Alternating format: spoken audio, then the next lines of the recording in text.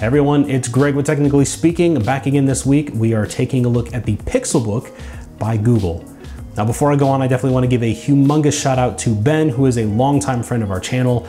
He was kind enough to donate his Pixelbook for this review.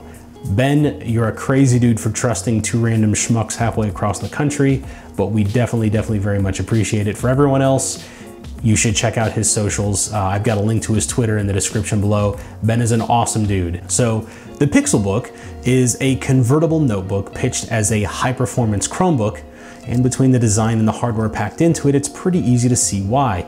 Unlike traditional Chromebooks that feature minimal bottom shelf hardware and a cheap plastic shell, the Pixelbook is yet another product in the Made by Google initiative to make all things Google fit into the premium tier. Now, all of the Pixelbooks feature an aluminum unibody design with a Gorilla Glass panel on the backside of the screen that is presumably both stylistic and functional. The Pixel 2 phones have a similar glass back that allows for better wireless reception. Now, hopefully you like the aluminum and white aesthetic because that's the only color that you get.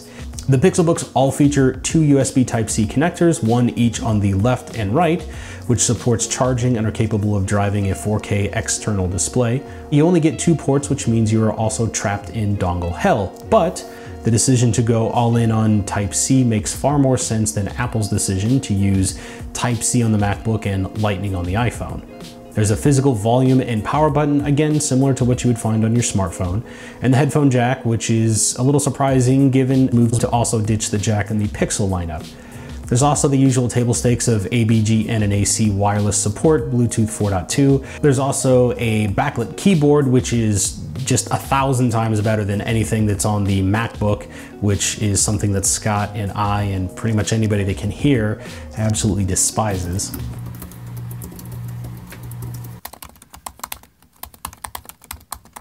The edge-to-edge trackpad has an etched glass surface, which is a little weird to me. It's also a lot smaller than what I care for, but that's pretty subjective and probably due to the fact that I'm used to my enormous trackpad on my MacBook Pro.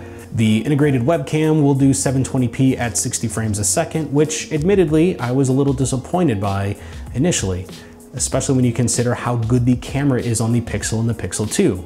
But then again, how often are you really taking a picture with your laptop? Physically, the Pixelbooks are all the same basic dimensions and differ only in the internals. They're 11.4 inches long, 8.7 inches wide, and just under a ½ inch tall, and they weigh in at around 2.4 pounds.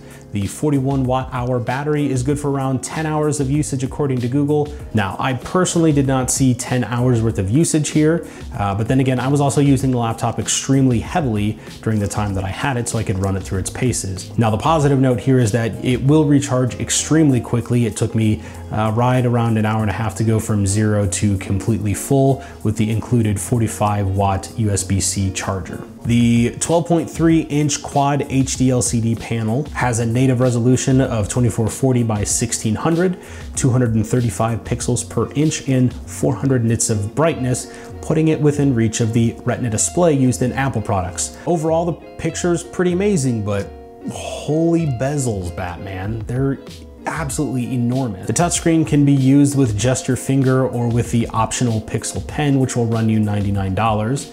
Unfortunately, there's no convenient way to store the pen on or in the Pixelbook once you have it, but I think the pen is pretty close to a must-have. Now, there are third-party products that you can buy that will clip onto the side of the Pixelbook and allow you to store the pen inside of there. They work really well. I would say if you're gonna get the pen, you should definitely spring for the clip.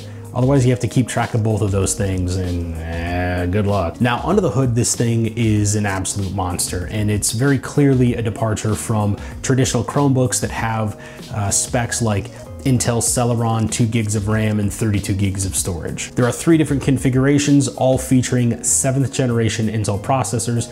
On the low end, there's a Core i5, 8 gigs of RAM, and 128 gig solid state drive for $999. The middle config is a Core i5, 8 gigs of RAM, and a 256 gig solid state drive for $1199. And the top end spec is a Core i7, 16 gigs of RAM, and a 512 gigabyte NVMe drive for $1650. Okay, so how does it stack up to its competitors? Well, that's where it gets a little bit weird. The prices, frankly, I think are a little bit steep compared to other convertible notebooks. but the premium materials are probably what drives the price up quite a bit. That's not really a favorable comparison though, because there are better alternatives out there that are cheaper, they have more connectivity options, and they support more software because they run Windows. The aluminum unibody design definitely promotes a comparison to the MacBook Air, which makes sense when you consider the hardware similarities, but I don't think Google intended it to compete here either. The Pixelbook is clearly intended to be an upgrade for the Pixel C, which puts it in the giant tablet with keyboard category that shares competition with other products like the Microsoft Surface Pro and the iPad Pro. And in my opinion, that's not really a good place to be. See, the Pixelbook has a problem of purpose. You have more hardware than what Chrome OS has ever had before, but there's just not much of a reason to use it. The vast majority of Android apps out there are designed to run on hardware that is a fraction of the power in the Pixelbook, and there just aren't that many apps that actually do use the extra hardware. Now, there's some great integrations if you happen to have a Pixel phone, like automatic wireless tethering, and Google pitches the idea of using the Pixelbook to edit photos taken from a Pixel phone, but it's kind of hard to come up with other compelling use cases after that. Now, personally, I wish that Google would invest in a killer video editing app. And given the fact that they own YouTube, you would think that that's pretty logical. In the first draft of this video, I was gonna do everything on the Pixelbook, shooting, editing, audio processing, graphics work, just to show the massive difference in quality between the creativity apps available on Android and the creativity apps that I have on macOS.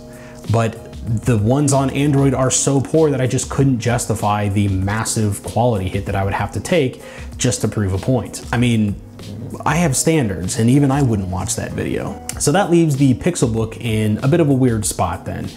It's cool. I actually legitimately enjoyed my time with it. Full disclosure, I started out pretty negative on it, and after some time of playing with the Pixel Pen and the touchscreen, I at least warmed up to it a little bit. But the problem at the end of the day, to me, is the lack of applications that will actually harness that amount of horsepower. And again, when you compare it to another ecosystem like the Apple ecosystem, where you have things like Final Cut Pro, it's hard to justify spending that much money on a Pixelbook when there's just not that much software that utilizes all the hardware. Now, I will definitely be keeping my eye on the Play Store, because when Google or other vendors actually release software that taps into some of the hardware available on the Pixelbook, especially in the realm of creative apps or anything that helps me with content production, you better believe that I'm gonna totally sell my MacBook Pro and pick up a Pixelbook. It costs half as much and it has almost the exact same specs. But until then, unfortunately, I have to pass. So